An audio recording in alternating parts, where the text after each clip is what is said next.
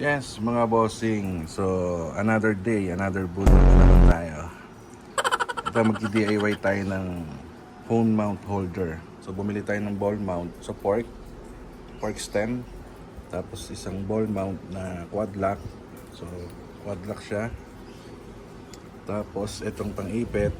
Ito naman, pag gusto natin gamitin yung camera. So, ang pinagkaibang nito is itong pinaka-ulo niya is rubber. Pati ito rubber din. So, kabit natin, mga bossing. Ayan mga bossing, nakakabit na natin. So, higpitan na lang natin. Ayan siya. Ayan, ayan. Ganyan. Depende sa'yo. Gusto mo nakatayo. Ayan. Depende ng ganyan. DIY lang yan. Kasi may nabibiling set na mismo na quad na. Kaso medyo mahal. Nasa kulang 2K. So, ito. Tipid. Okay, salamat mga boss.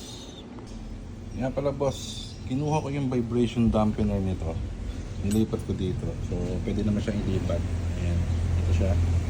Para medyo safe yung ating phone. So, ano kaya gagawin ko dito? Pamigay ko na lang kaya? Sino kaya maswerteng makakakuha nito?